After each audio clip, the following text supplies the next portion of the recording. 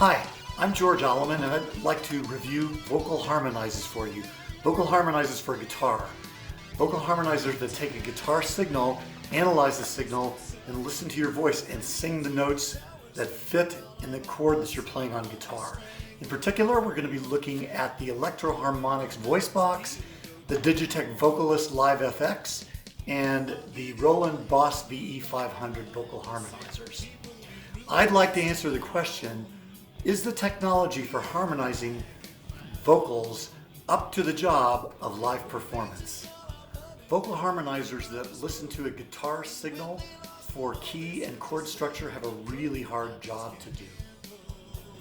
They must listen to a single electrical signal coming from the guitar and very quickly figure out what notes are in that signal, and then figure out what notes they need to sing in order to harmonize with your voice. I don't believe the technology is up to it just yet, personally. For instance, as I will demonstrate, if you sing a note that is not in the chord that you're playing on the guitar, the harmonizer will incorrectly deduce the chord that you're playing and sing the wrong parts. Based on my experience so far, the marketing hype is way ahead of the technology. Before we look at the difference between these three harmonizers, let's talk about what all harmonizers have in common. They all have a mic input, they all have the mic output. The mic output might be stereo, it might be mono. The voice box is mono, the other two are stereo. They all have a guitar input and a guitar, and they might have a guitar output. The voice box and the VE-500 have guitar outputs. The Digitech Vocalist LiveFX does not have a guitar output, and that's a significant problem, as I will show you shortly. Okay, let's start with the ElectroHarmonix Voice Box. It has a single guitar input, a single guitar output, a single mic input, and a single mic output. So the nice thing about that is you can mix the guitar and voice separately in your mixer. You can turn one off and leave the other on. You have total freedom in how that is mixed. It does not have a stereo mic output, and that's probably because it really doesn't have any other mic effects other than the vocoder and the harmonies. Of these 9, there are only 9 presets, and of these 9 presets, really 3 of them are harmonizers. There's 2 above, two vocal harmonies above your voice, 2 below, and there's 1 above, 1 below. It also has what it calls a whistle effect, and it's got an octaver effect, but those aren't really harmonies, so I don't use those. It has no pitch correction, and it has no programmability. There are no user storage spaces that you can store these presets into and then modify them. What you see is what you get. You can mix you can mix the harmonies against your voice, and there's a few other things you can do with these knobs up here. But compared to the other two, it's very limited. However, it doesn't have a bad sound, as we'll see.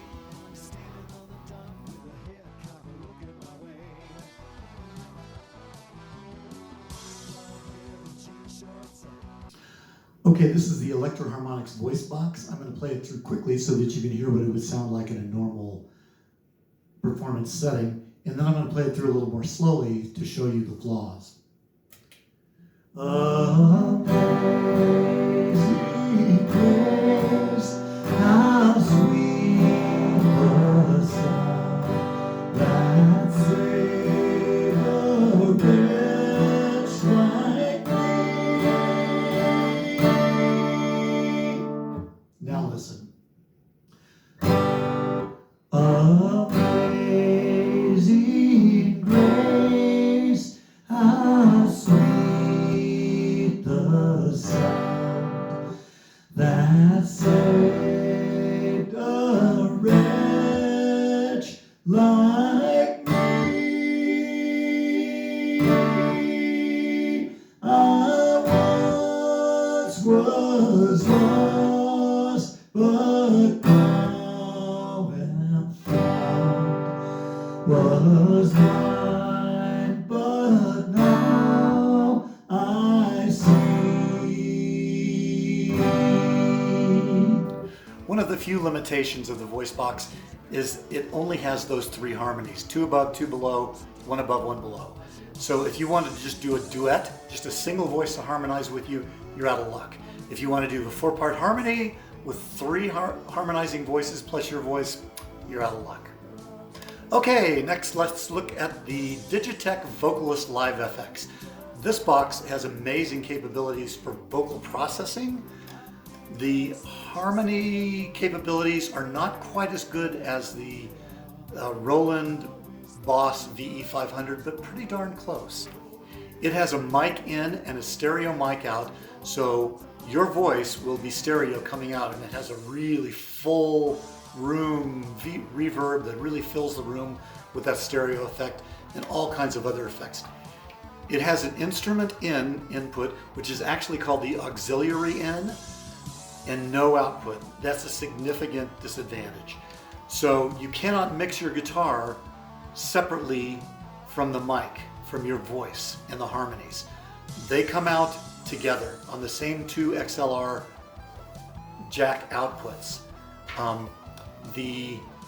Let's see, the aux in is right there, and you can mix how the sensitivity, the mic sensitivity here.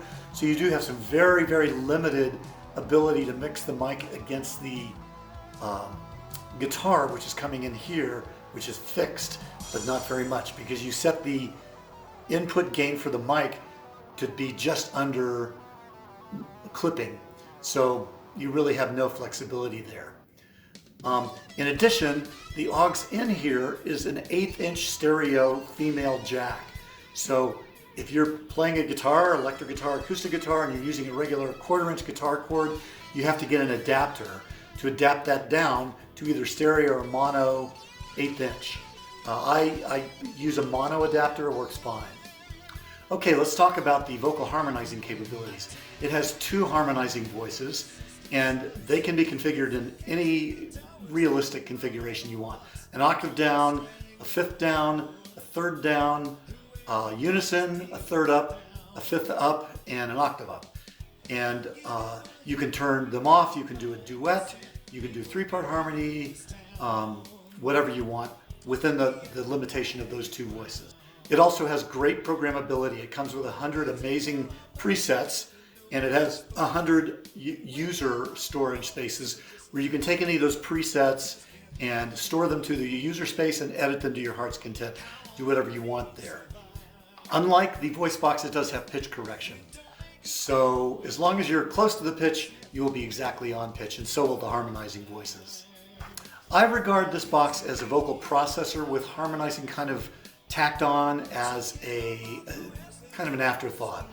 Of the 100 presets that are in here, only 2 are actually harmonies, which is not a limitation. You can put 100 different harmony configurations in there if you want to. Realistically, I only use 4. And there's a couple of vocal processing presets that I use that are very, very cool. The manual that comes with this thing is amazing. It's very thick, it's very dense, and the capabilities, the flexibility of this machine is awesome, are awesome. Unfortunately, because it is highly complex, you will spend a lot of your time with your nose in the manual trying to figure out what it is you need to do to get the effect that you want. But you can do just about anything with it. It is about as intuitive as it can be given the complexity of the machine. There is a little problem that I've noticed as an owner.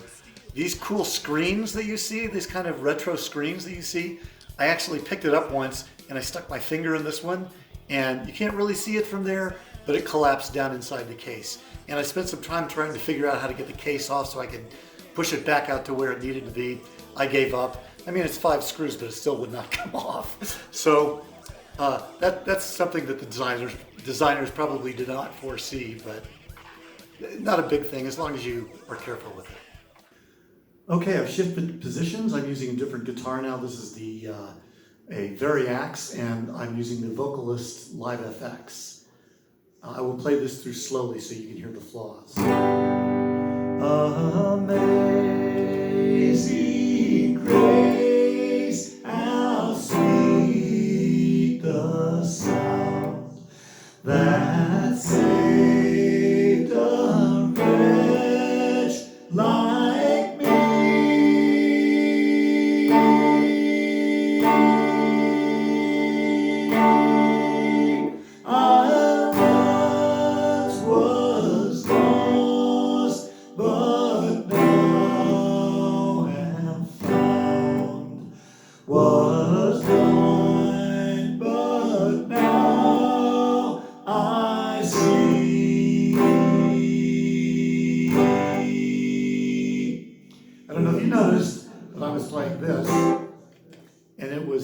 doing this. Okay, last but not least, the Roland Boss VE-500. This is a much newer machine. It has 3 harmonizing voices instead of just 2. It also can be configured to just about any configuration you would want. You can turn any of the voices off independently. They can be an octave, a fifth, a third, above and below. You can control the mix of the voices, and each voice has, I think, 8 different things that you can control, like vibrato, let's see here, pan, level, delay, accuracy, doubling, and something called method, which determines whether the harmonies are based on the key or the chord that you're playing. There's really no further explanation about that in the manual. And formant, which some boxes call gender, and last it's got a tone control for each individual voice. It also has pitch correction. The provided user manual is very sparse. It's thick, but that's because it's multilingual. There isn't a whole lot of information there. There's enough to get you started, but that's it. It also comes with some patch editing software that's really good, and a good manual around that, which of course is PDF, so you'd have to print that out. And then a 31-page, is that right? Yeah, 31-page PDF that's called the Parameter Guide that goes into depth about every parameter in here, and there are a lot of them. But I'm really disappointed that Roland couldn't be bothered to print that out and provide it with the unit, because the cost of printing it for a $400 box like this is negligible compared to its value. I really think they should have provided that. It's absolutely essential unless you're going to do nothing with this box except use the actual presets. Okay, this is the Roland Boss VE-500. I've got it set to 1 above, 1 below, and here we go.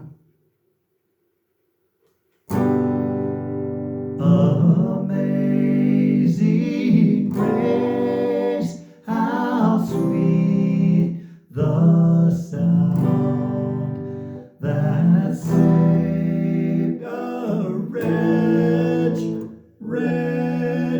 like me. I once was lost, but now am found. Was blind, but now I see.